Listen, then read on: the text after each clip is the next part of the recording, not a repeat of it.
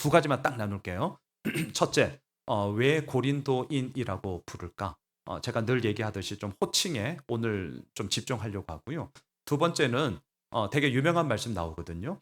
믿지 않는 자와 함께 멍에 매지 마. 아마 많이 들어보셨을 거예요. 근데 이게 진짜 무슨 뜻일까? 오늘 요 두 가지만 우리 자녀들과 함께 나눠 보도록 할게요. 자, 첫 번째. 바울은 오늘 본문에서 고린도인이라는 호칭을 쓰고 있거든요. 다시 한번 11절 보시겠어요? 고린도인들이여 너희를 향하여 우리의 입이 열리고 우리의 마음이 넓어졌으니. 바울은 고린도 전서도 마찬가지고 후서를 쓰면서도 뭐라고 썼냐면 고린도에 있는 하나님의 교회 또는 믿음의 성도들에게 이렇게 호칭을 했어요. 그리고 너희는 이런 식으로 그동안 쭉 불러왔단 말이죠. 근데 오늘 본문에서는 되게 좀 뜬금없었거든요. 고린도인들이여 이렇게 호칭을 하고 있습니다. 자, 여러분, 제가 오늘 설교 결론 때도 이 호칭을 쓸 건데요. 제가 의도적으로 쓰는 호칭이 있어요. 사랑하는 우리 예수 호메실 가족 여러분, 이거 되게 제가 의도적으로 개척한 이래 앞으로도 뭐 변함없이 이 용어를 쓸 겁니다. 근데 왜 이 용어를 쓰느냐? 저의 의도가 담겨져 있거든요. 우리가 무슨 가족이냐, 뭐 이렇게 반문할 수 있는 분도 계실지 모르겠어요. 뭐 그럴 수 있겠죠. 부족한 건 맞죠. 분명히 한계 있습니다. 저 인정합니다. 분명히 한계가 있어요. 그렇다고 해서 한계가 있다고 해서 우리 아무것도 안 하고 그냥 뭐 그런 거지 하고 그냥 있을 수는 없잖아요. 발전해야 되지 않겠어요? 어제보다는 나은 오늘, 오늘보다는 조금이라도 더 나은 내일을 향해 우리 나아가야 하지 않겠어요? 저는 호칭에 저의 소망을 담은 거거든요. 우리 모두 고단한 세상을 살아갑니다. 한 분 한 분이 지금 이 자리에도 모였어요. 교회라는 울타리 안에서 그 고단한 삶을 조금이라도 함께 나눌 수 있다면, 그리고 교회라는 이 마당 속에서 그 고단한 우리들의 삶을 서로 격려하고 지지하고 서로 인정해 준다면 이것은 또 다른 가족으로서 우리가 충분히 느끼게 되는 기쁨 감사가 아니냐. 저는 늘 그 생각을 하거든요. 그래서 제가 의도적으로 예수 호메실 가족 여러분, 그러한 가족으로서의 모습 분명히 한계 있습니다. 저 인정합니다. 부족한 건 많아요. 이게 무슨 가족이냐? 반문할 수도 있어요. 저 그거 받아들입니다. 그럼에도 불구하고 그 소망함을 담아 우리 함께 나아갑시다. 이 마음으로 제가 그 용어를 쓰거든요. 그런데 어느 날부터 제가 이렇게 호칭을 바꾸는 거예요. 호메실인들이요. 물론 우리 교회는 대부분은 호메실 지역에 살고 계시고요. 이제 다른 지역에도 살고 계시는 분들이 계십니다. 호메실인들이요. 어떻습니까? 어떤 느낌이 드세요? 당연히 호메실 사니까 호메실인들이요. 맞는 말이죠. 그런데 어떻게 보면 맞는 말이 아닐 수도 있습니다. 자, 지금 오늘 본문 그냥 넘기지 마시고 한번 찬찬히 한번 생각해 보자고요. 호메실인들이요. 어떤 느낌이 드세요? 되게 객관적이죠. 이건 그냥 완전 객관적이죠. 그러니까 왠지 모르게 너무 객관적이어서 좀 거리감 들 때가 있잖아요. 사람이 너무 완벽하면 재수 없거든. 재수가 없어서 가까이 가기가 뭔가 좀 그렇단 말이죠. 근데 뭔가 좀 흠도 있고 실수도 하고 아유 허당이구만 이런 거 볼 때 오히려 더 친근감을 우리가 느끼지 않습니까? 되게 객관적이에요. 거리감이 들어요. 좀 따뜻함이라기보다는 조금 차가움이 들 수도 있어요. 자, 오늘 본문에서 저는 고린도인들이요라고 호칭을 쓰고 있는 사도 바울의 그 느낌이 좀 들었단 말이죠.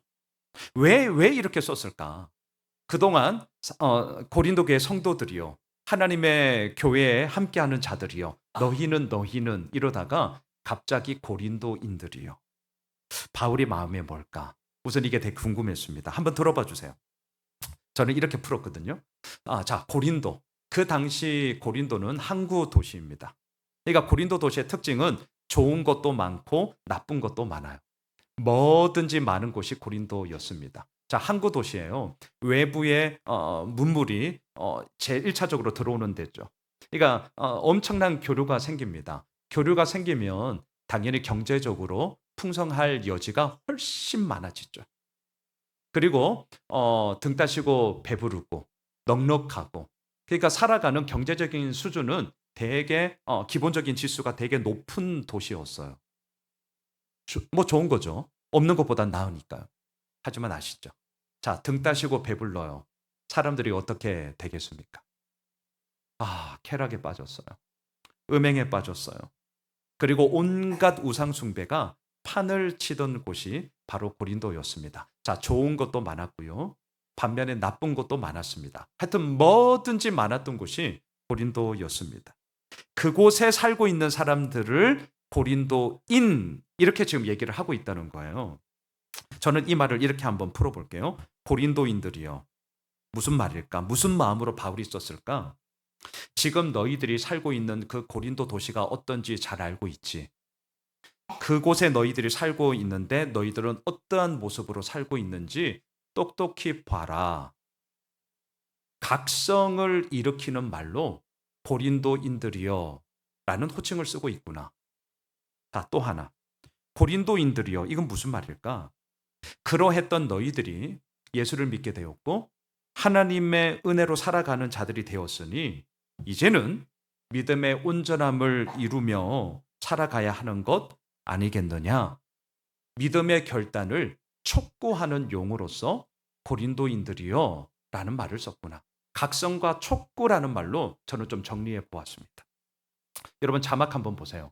이 부분을 묵상하다가 제가 재작년에 사도행전 말씀 띄워주시죠. 1장 10절인데요. 10절부터 11절 이 구절이 생각이 났어요. 우리 같이 한번 읽어보시죠. 올라가실 때에 제자들이 자세히 하늘을 쳐다보고 있는데 흰 옷 입은 두 사람이 그들 곁에 서서 이르되 갈릴리 사람들아 어찌하여 서서 하늘을 쳐다보느냐 너희 가운데서 하늘로 올려지신 이 예수는 하늘로 가심을 본 그대로 오시리라. 이 말씀이 생각이 났습니다. 이거 한번 나눌게요. 부활하신 예수님이 하늘로 올라가시는 승천하시는 것을 지금 제자들이 보고 있습니다. 근데 그 보고 있을 때 흰옷 입은 두 천사가 이 제자들을 향하여서 뭐라고 말하냐면 갈릴리 사람들아 이렇게 불러요. 갈릴리 사람들아. 되게 의도가 있는 거죠. 이들은 예수님의 제자들이잖아요. 그러면 되게 자연스럽게는 뭐라고 얘기해야 됩니까? 제자들아. 이렇게 부르면 제일 자연스럽단 말이죠. 그런데 오늘 본문에서 바울이 마치 고린도 교회 성도들아 라고 부르는 게 되게 자연스러운데 또 그동안 그렇게 불렀는데 고린도인들이요 라고 거리감을 확 두고 의도적으로 그렇게 부르듯이 예수님의 승천하심을 바라보고 있는 제자들에게 두 천사가 제자들아 이게 아니라 갈릴리 사람들아 호메실린들이요 이렇게 부른단 말이에요. 왜 그럴까? 여러분 오늘 본문과 이유가 똑같아요. 하나는 각성이고요. 하나는 촉구입니다. 자, 갈릴리 지역은 오늘 본문에 나타나고 있는 고린도 도시와는 완전히 반대입니다. 갈릴리는 가난, 무지, 없음, 보잘것없음의 대명사인 동네였습니다. 그러니까 갈릴리 사람들아 무슨 뜻이겠어요?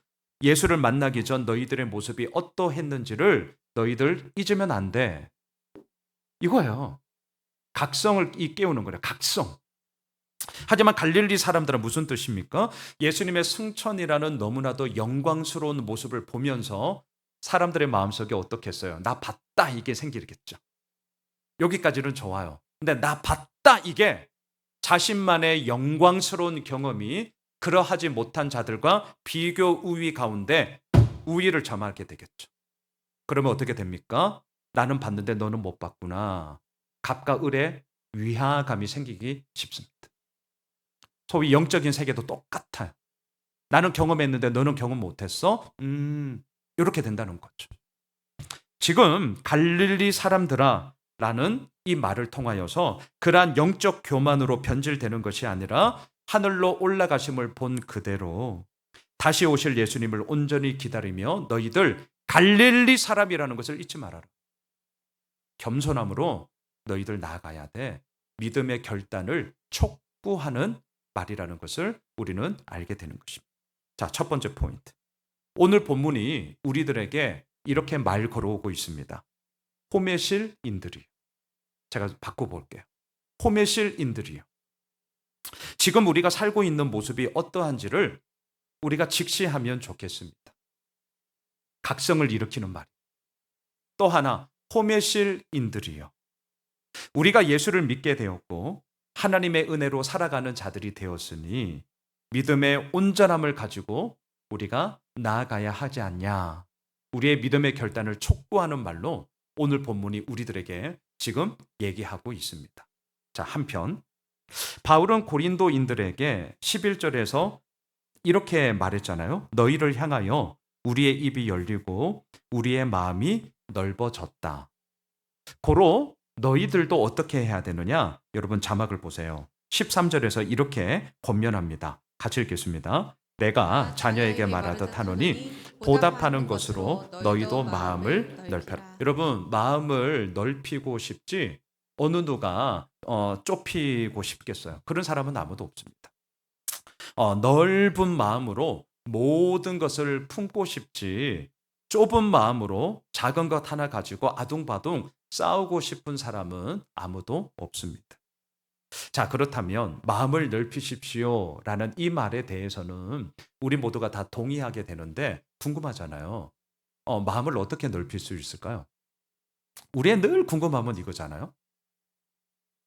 마음 어떻게 넓혀요? 망치로 그냥 두들겨.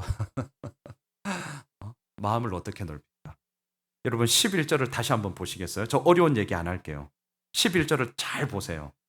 우리 같이 한번 읽을게요. 고린도인들이여 너희를 향하여 우리의 입이 열리고 우리의 마음이 순서 한번 잘 보세요. 입이 열리고 그 다음이 우리의 마음이 넓어졌으니 이 구절을 읽으면서 이게 많이 들어왔습니다. 마음 넓어지길 원합니다. 예, 저도 목사로서 다양한 분들을 만나지 않겠어요? 넓은 마음으로 아량을 넓게 하여서 그 모든 것들을 기꺼이 품으면서 그럴 수 있지. 예, 이렇게 이해의 넉넉함을 가지고 나아가고 싶거든요. 저도 마음을 넓히고 싶어요. 어떻게 마음을 넓히냐고요. 오늘 본문 11절에서 입을 열어야 되는구나. 입이 열리고 그 다음에 나오는 게 마음이 넓어졌으니 이렇게 얘기를 하고 있습니다. 입을 닫으면 마음이 닫힙니다. 저 사람 마음이 좀 상했구나. 저 사람 마음이 좀 이렇게 떠났구나. 언제 아는 줄 아세요? 말 안 해요. 우리도 그래. 다른 사람 말할 게 뭐 있겠어요. 우리도 그래요. 마음이 이렇게 그렇잖아요. 근데 저도 그래. 그래라. 아주 냉정하네요. 예. 자, 그러면 거꾸로 우리는 뒤집어 봅시다. 입을 열지 않으면 마음이 닫혀요. 그러면 어떻게 해야 되느냐? 이거 어려운 얘기죠. 하지만 입을 열어야 합니다. 하기 싫거든요. 하기 싫어요. 하지만 나 자신을 위해서라도 입을 여셔야 합니다. 닫힌 마음으로 꾹 있으면 누가 불편하냐? 본인도 불편하고 물론 상대도 불편하죠. 예, 다 불편해요. 입을 꾹 다물고 마음을 닫힌다고 해서 내가 괜찮겠지? 안 괜찮거든요. 여러분, 입을 엽시다. 입을 여셔야 돼요. 그리고 그를 입을 열고 하기 싫은 얘기, 제가 하라고 얘기하는 거 아닙니다. 억지로 하라는 건 아닙니다. 하지만 그냥 살아가는 얘기, 할 말 없으면 날씨 좋네요. 이런 얘기부터 해서 입을 조금씩 열다 보면 그 가운데서 하나님의 이루어 나가심을 우리가 보게 된단 말이죠. 여러분, 오늘 첫 번째 포인트. 우리는 고린도인입니다. 우리는 호메실인들입니다. 우리에게 각성을 요구하고 있습니다. 또한 믿음의 결단을 촉구하기도 합니다. 왜? 우리는 고린도인, 호메실인이기 때문이죠. 자, 두 번째. 믿지 않는 자와 멍에를 함께 하지 마라. 여러분 14절 한번 보시겠어요? 실은 이 구절이 가장 유명한 구절이기도 하죠. 오늘 본문에서. 같이 한번 읽을게요. 너희는 믿지 않는 자와 멍에를 함께 매지 말라. 의와 불법이 어찌 함께하며 빛과 어둠이 어찌 여러분 이 말로 어떻게 해석하세요? 되게 많이 들으셨잖아요. 어떻게 해석하세요? 뭐라고 설교 그동안 들으셨어요? 이 말을 행여라도 안 믿는 사람들이랑 불신자들이랑 함께 하지도 말고 사귀지도 말고 상종하지도 마. 혹시라도 이렇게 이해하신다면 여러분은 이 세상을 떠나야 될 겁니다. 이 세상을 떠나셔야 될까요? 대한민국의 예수 믿는 사람들은 20% 이하예요. 이제 뭐 한 15%, 16% 될까요? 그러니까 10명 중에 2명 안 되거든요. 나머지 8, 9명은 예수 안 믿어요. 우리 친구들 학교 가면 예수 안 믿어요. 교회 안 다니는 애들이 엄청나게 많죠. 뭐 직장 생활 마찬가지고. 저야 목사니까 믿는 사람들을 훨씬 더 많이 만나지만 아마 여러분들은 그렇지 않을 거예요. 그럼 이 말이 무슨 뜻이에요? 믿지 않는 자와 멍에를 함께 하지 마라. 상종하지 마라. 뭐 사귀지 마라. 바울은요, 상종하지 말라라는 뜻으로 절대 안 썼습니다. 그렇게 해서 안 썼거든요. 여러분 자막 한번 보세요. 이미 이 부분에 대해서 고린도 전서에서 이렇게 분명하게 얘기했습니다. 고린도전서 5장 9절과 10절 같이 읽겠습니다. 내가 너희에게 쓴 편지에 음행하는 자들을 사귀지 말라 하였거니와 이 말은 이 세상에 음행하는 자들이나 탐하는 자들이나 속여 빼앗는 자들이나 우상 숭배하는 자들을 도무지 사귀지 말라 하는 것이 아니니 만일 그러하려면 너희가 세상 밖으로 나가야 할 것. 당연하죠. 그러니까 상종하지 마, 사귀지 마, 뭐 교류하지 마. 나 그렇게 말한 적 없다. 그렇게 말하면 너희들 잘못 말한 거야. 만일에 그렇게 말할 것 같으면 너희들 세상 밖으로 나가야 될 거야.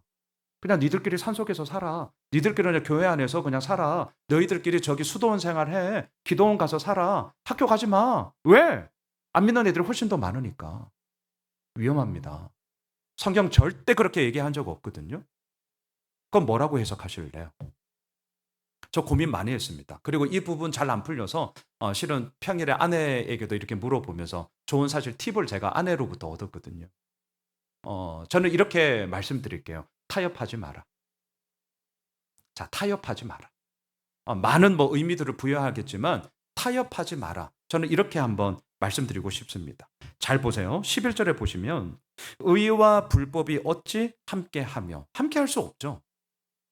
그런데 왜 이 말을 할까요? 의와 불법이 함께하는 현실이 있기 때문이잖아요.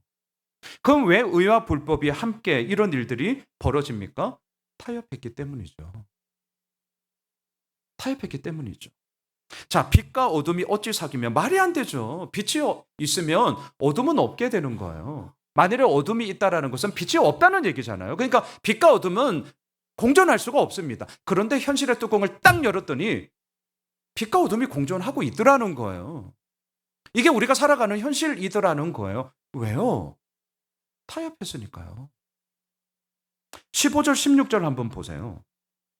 같이 한번 읽어봅시다. 그리스도와 벨리알이 어찌 조화되며 믿는 자와 믿지 않는 자가 어찌 상관하며 하나님의 성전과 우상이 어찌 일치가 여기까지요. 여러분 그리스도 기름 부음을 받은 자 히브리어로는 메시아 여러분들 다 알고 있는 단어죠. 벨리알 무가치하다라는 뜻인데요. 사탄을 의미합니다. 자, 예수 그리스도와 사탄이 어찌 조화롭게 되냐? 말이 안 되죠. 조화될 수 없습니다. 자, 믿는 자와 믿지 않는 자가 어찌 상관하냐? 제가 원어를 보니까요. 상관하다라는 원어의 뜻이 뭐냐면 같은 몫을 취하다 이런 뜻이더라고요. 아니 어떻게 믿는 자와 믿지 않는 자가 같은 몫을 취합니까? 그럴 수가 없어요. 이유가 뭐냐면 생각이 다르잖아요. 가치 기준이 다르잖아요. 지향하는 목적이 다르잖아요. 그런데 그 과정 속에 어떻게 똑같은 몫을 함께 나눌 수 있습니까? 이건 말이 안 되는 거거든요. 하나님의 성전과 우상이 어찌 일치가 되려 심포니라는 단어거든요. 함께 둔다, 함께 모신다라는 원어의 뜻을 갖고 있습니다. 이게 말이 되냐고요. 어떻게 교회에 나왔어요? 지금 하나님을 전하면서 이 성경 말씀을 통해 제가 지금 설교를 하고 있습니다. 근데 옆에 떡하니 불상이 있어. 나무, 아비, 다불 뭐 이러고 있어. 이게 말이 되냐고요. 이건 잡신이지. 말이 안 되는 얘기를 하고 있습니다, 지금. 근데 왜 말도 안 되는 얘기, 누가 봐도 이거 뭐 하는 짓이야? 라는 이 얘기를 왜 바울이 지금 편지하고 있냐고요. 안타깝지만 고린도 교회 성도들 가운데 이런 말도 안 되는 일이 지금 벌어지고 있었기 때문이거든요. 왜 이런 일들이 벌어졌습니까? 이 정도는 괜찮겠지. 이거 우리 마음이거든요. 이 정도는 괜찮겠지. 우선 나 자신과 타협하는 거고요. 야, 나만 그래? 쟤는 더해. 현실과 타협함이 있었기 때문입니다. 자, 믿지 않는 자와 멍에를 함께 하지 말라, 상종하지 말라, 교제하지 말라, 사귀지 말라, 이 얘기 아니에요.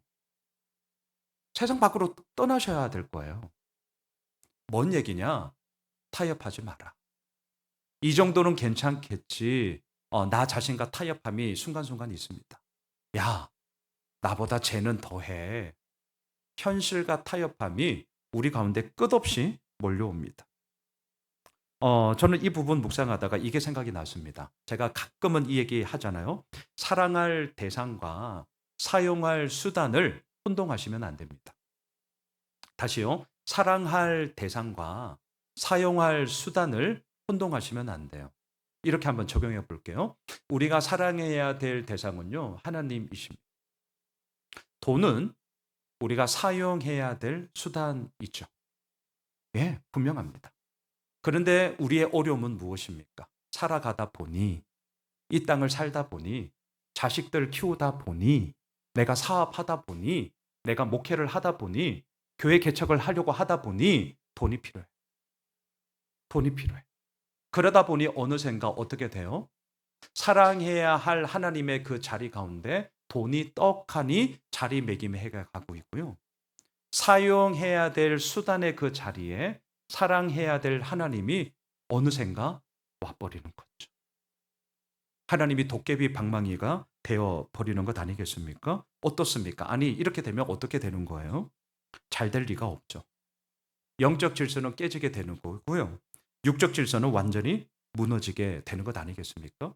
사랑해야 될 하나님이 사용해야 될 수단으로 변질되는 순간 우리는 무너지죠. 예, 하나님은 사랑해야 되고 돈은 사용해야 되지 않겠어요? 저는 이 부분을 오늘 말씀에도 그대로 한번 적용해 보았습니다. 이렇게 한번 바꿀게요. 믿지 않는 자를 그저 사랑해라. 그저 사랑해라. 사람으로서 사람을 사랑해야 됩니다. 이거는 인간의 존엄함과도 연결됩니다. 이건 믿느냐 믿지 않느냐를 떠나서 사람으로 우리가 살아가고 있기 때문에 사람을 사랑해야 함이 마땅합니다. 이건 마땅한 거예요. 하지만 믿지 않는 자를 사용의 수단으로 생각하여 멍에를 함께 맬 생각은 하지도 말아라. 여러분, 이걸 우리가 꼭 기억하면 좋겠습니다. 말씀을 정리할게요. 오늘 사도 바울은 우리들에게 결론을 이렇게 얘기하고 있습니다. 자막을 보십시오. 7장 1절 말씀인데요. 우리 같이 한번 읽겠습니다. 그런즉 사랑하는 자들아, 이 약속을 가진 우리는 하나님을 두려워하는 가운데서 거룩함을 온전히 이루어 육과 영의 더러운 것에서 자신을 깨끗하게 하자. 여러분, 오늘 본문의 호칭이 고린도인 이렇게 시작을 했거든요. 그런데 오늘 마지막에서 호칭이 바뀌어지고 있습니다. 사랑하는 자들아. 이것은 바울의 진심이었습니다. 왜 이 편지를 쓰고 있습니까? 사랑하기 때문이잖아요. 고린도인들이요, 막 각성을 촉구하고 믿음의 결단을 촉구하는 이 말을 왜 했냐면 사랑하기 때문이었습니다. 내가 입을 열어서 마음을 넓혔거든. 그러니까 너희들도 마음을 함께 넓히면 좋겠어. 라고 권면했던 이유가 무엇입니까? 사랑하기 때문이죠. 오늘 이 7장 1절에서 우리들을 얘기하고 있습니다. 약속을 가진 우리, 그냥 그대로 우리에게 적용하십시오. 하나님의 약속을 품고 오늘의 현실을 살아가고 있는 우리잖아요. 근데 그 우리들에게는 어떠한 현실이 펼쳐집니까? 영과 육의 온갖 더러운 것들이 이 땅을 사는 한 우리 가운데 계속해서 일어나게 될 것입니다. 이때 기억하세요. 이제는 괜찮겠지, 방심하면 안 됩니다. 이 정도면 괜찮겠지, 타협하면 안 됩니다. 야, 나보다 쟤는 더해. 현실과 타협은 더더욱 안 됩니다. 내 자신을 깨끗하게 지켜야 돼요. 그런데 7장 1절에서 그 깨끗하게 지키는 첫 출발점이 어디냐? 하나님을 두려워해라. 하나님을 경외해라. 이렇게 시작을 합니다. 사랑하는 우리 예수오메실 가족 여러분, 우리는 고린도인들입니다. 우리는 호메실인들입니다. 여전히 이 땅을 살아가면서 이런저런 많은 삶의 이야기들이 우리 가운데 펼쳐집니다. 7장 1절처럼 약속을 가진 우리이지만 이 땅을 살아가는 한 영과 육의 온갖 더러움의 이야기는 벗어날 수 없을 것입니다. 그런데 여기서 끝나면 안 돼요. 분명하게 무엇입니까? 하나님을 두려워함. 그것으로부터 우리는 깨끗하게 지키며 고린도인에서 끝나는 것이 아니라 사랑하는 자들아, 사랑하는 자들아.